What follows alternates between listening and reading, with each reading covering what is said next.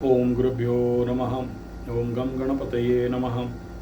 ओम हुम हनुमते नमः। ओम रम रामाय नमः। ओम मातेश्वरी नमो नमः। ओम मातृपितृचरण कमलेभ्यो नमो नमः। ओम शांति शांति शांति। हरि ओम श्री गुरुभ्यो नमः। स्वागत है अध्यात्म गुरुकुल, ज्योतिष गुरुकुल, वास्तु गुरुकुल, स्वावलंबन गुरुकुल, पूजा पाठ कर्मकांड गुरुकुल ओडिशा राउर क्लास।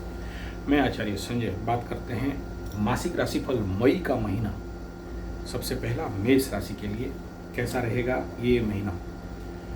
कुछ उससे पहले ग्रह गोचरीय स्थिति जैसा कि जानते हैं, सूर्य भगवान चेंज कर जाएंगे 14 मई को वृषभ राशि में, मेष राशि का द्वितीय स्थान में। उसके बाद गुरु बृहस्पति का भी ट्रांजिट इस महीना हो जाएगा मिथुन में। राहु केतु भी इनका ट्रांजिट 11-12 तारीख को हो रहा है।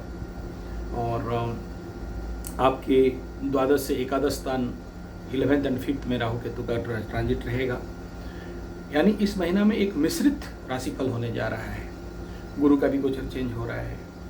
अपना लग्नेश भी गंडमूल नक्षत्र में जा रहा है और अश्लेषा में गोचर करेगा। और इधर से शुक्र बुध भी आपके घर में इन करने वाले हैं, मेष राशि में इन करने वाले हैं। तो इनका पूरा एक खिचड़ी प्रकार का कंडीशन बन रहा है। तो सबसे पहले हम लोग मेष राशि का स्वास्थ्य कंडीशन के ऊपर थोड़ा सा पहले बात करते हैं। ये ग्रह गोचरीय स्थिति था। द्वादश में शनि 7.5 का कंडीशन अभी कंटिन्यूस चल रहा है। और ऐसे कंडीशन पे मेष राशि का स्वास्थ्य का स्थिति को अगर बात करते हैं तो, और गंडमूल में लग्नेश का गोचर, मेष राशि का मंगल जब गंडमूल में गोचर करेगा, चतुर्थ स्थान में गोचर करेगा, केंद्र स्थान में रहेगा, अच्छा तो रहेगा। लेकिन क्योंकि इसी महीना में सारे ग्रहों का गोचर मूवमेंट हो रहा है तो महीना का मध्य भाग तक शरीर अस्वस्थ रहेगा। उसके बाद देखेंगे कि थोड़ा स्वस्थ रहेगा। मध्य भाग में कर्म क्षेत्र में अशांति लगेगा। 14-15 तारीख के बाद देखेंगे कर्म क्षेत्र व्यवसाय में सतर्क चलना चाहिए, अदरवाइज थोड़ा सा एक्सीडेंटल प्रोन इफेक्ट दिखाई देगा। किसी का चर्म रोग निकल सकता है, किसी का शरीर में फोड़ा फुंसी टाइप थोड़ा सा कंडीशन दिखाई दे रहा है। पारिवारिक जीवन में द्वंद्व दिखाई देगा मेष राशि का। उसके मंथ का सेकंड हाफ में फिर से एक प्रकार का चेंज हो रहा है। शत्रु असुविधा में शत्रु परेशानी में डाल सकते हैं, ये कंडीशन है। फिर इस महीना का मध्य भाग में छात्र शिक्षा क्षेत्र में उन्नति करेंगे। सेकंड हाफ में एजुकेशन में थोड़ा सा समस्या दिखाई देगा। तो ये एक प्रकार का मिश्रित महीना है। संतान लेके चिंता करेंगे, छात्र छात्री उन्नति करेंगे सेकंड हाफ में। तो यहाँ पर एक प्रकार का मिश्रित कंडीशन दिखाई दे रहा है। दूसरा, मेष राशि का स्वास्थ्य के बाद आता है धन का स्थान। गुरु बृहस्पति धन स्थान को छोड़ेंगे और वहाँ सूर्य जाएगा। पंचमाधिपति द्वितीय स्थान में आना तो नेचुरली अच्छा है, परंतु अग्नि तत्व का राशि जहाँ बैठता है वहाँ पर जलाता है, जहाँ देखता है विच्छेदात्मक, क्रूर, पाप, ऐसा ग्रह भी कहा गया है। कुछ हद तक पाप ग्रह नहीं भी कहा गया है। तो यहाँ पर भी मनी का होप, परिवार, वाणी, अग्नि में तेज शब्द, क्रोध शब्द। तो ये महीना में थोड़ा सा कंडीशन बहुत अच्छा हम लोग नहीं कहेंगे। प्लस यहाँ पर क्या होगा, मेष राशि का द्वादश में शनि और सूर्य भगवान द्वितीय स्थान में पाप कर्तरी में फंसेंगे। 7.5 का पीरियड में जिनका भी कोर्ट कचहरी माली मकदमा या अशांति चल रहा है, पाप कर्तरी में जब होता है तो ब्लॉक्ड होता है तो ये बंधन योग होगा तो किसी का जेल। तो ऐसा कंडीशन यहाँ पर बनता है। तो उनको सावधान है, सबके लिए नहीं। जिनका कुंडली में ऐसा स्थिति है, वर्तमान समय में 7.5 का ऑलरेडी ट्रिगिंग हो चुका है।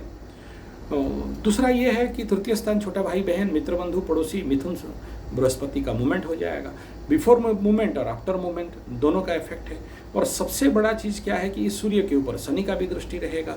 तो कई लोगों का फेशियल ENT का प्रॉब्लम, इन्फेक्शन, घाव, नाक कान फोड़ा फुंसी, इस प्रकार का भी इफेक्ट आपको, सबको नहीं, जिसका अभी शनि का महादशा चल रहा है या 7.5 के साथ राहु का महादशा चल रहा है, ऐसे लोगों के लिए बॉडी में भी कुछ खुजली उजली कुछ दिखाई दे सकता है। इन्फेक्शन टाइप कंडीशन थोड़ा सा दिखाई दे सकता है। आर्थिक स्थिति थोड़ा सा नेचुरल दुर्बलता दिखाई देगा। मन में बड़ा सारा खुजली होगा, ये बिजनेस कर दें, वो बिजनेस कर दें, यहाँ से पैसा फंसाएंगे तो इतना निकल जाएगा, आइसक्रीम का दुकान खोल दें, बीड़ी का दुकान खोल दें, चाय का दुकान खोल दें या और कुछ दुकान खोल दें, ये खुजली इसमें बढ़ने वाला है। गुरु बृहस्पति तृतीय स्थान में जाने के बाद थोड़ा सा कंडीशन सुधरने वाला है और सपोर्टिव भी रहने वाला है, लेकिन छोटा भाई बहन के घर में व्याधिपति, तो उनका खर्चा बढ़ेगा, उनके पीछे खर्चा करोगे, रोग बाग दिखाई दे सकता है। प्लस ये भी है कि छोटा भाई बहन का भाग्य भी खुलेगा, क्योंकि भाग्याधिपति छोटा भाई बहन के घर में जाए रहेगा तो भाग्य भी खुलेगा। तो इस कंडीशन पे मीन राशि का तृतीय स्थान, छोटा मित्र बंधु, छोटा भाई बहन, निकट यात्रा, ये सारा चीज़ वहाँ पर एक प्रकार का 7.5 के टाइम पीरियड में छोटा भाई बहन से संभवतः व्यय, खर्चा, धोखा, टेंशन, पीड़ा, और मित्र बंधु पड़ोसी ये लोग धीरे धीरे दूर होने लगेंगे।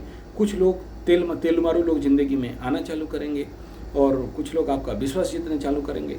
तो ये महीना एक बहुत बड़ा कंडीशन, मई का महीना को अगर देखते हैं ये आपका मेष राशि के लिए, तो एक पेचीदा महीना यहाँ पर दिखाई दे रहा है।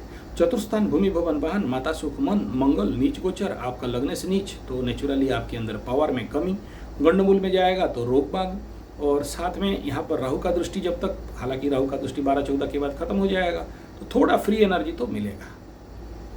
प्लस इस समय मेष राशि के लिए पंचम स्थान प्रेम, प्यार, शिक्षा, एजुकेशन, द्वितीय स्थान में आएंगे तो बच्चे बीमार पड़ सकते हैं कुछ। उसके बाद फिर इसका जो गोचर कंडीशन यहाँ पर देखेंगे, शनि का दृष्टि है पंचमाधिपति के ऊपर, और पंचम स्थान के कंडीशन में यहाँ से केतु राहु का एक्सिस में आ जाएगा, केतु आ जाएगा, तो ये भी 12-14 के बाद आएगा। तो किसी किसी को केतु क्या करता है, प्रिलिमिनरी इम्पैक्ट में बच्चे, प्रेम, प्यामा, लभरा लभरी, धोखा धोखी, ब्लैकमेलिंग, इस प्रकार का कंडीशन यहाँ पर बिल्डअप कर देता है।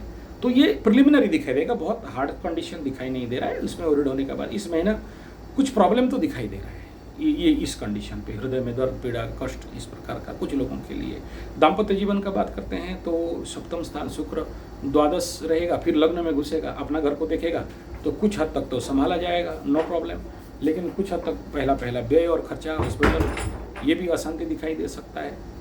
उसके बाद भाग्य स्थान मेष राशि का अगर बताते हैं तो भाग्याधिपति, द्वितीय तृतीय का गोचर, और यहाँ पर डायरेक्ट शनि का दृष्टि है, और फिर केतु का भी दृष्टि हो जाएगा।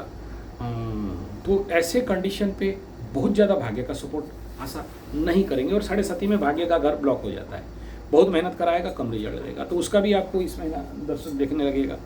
फिर करियर स्थान और भाग्य लाभ स्थान, ये जाके दोनों द्वादश में बैठ गए मेष राशि का।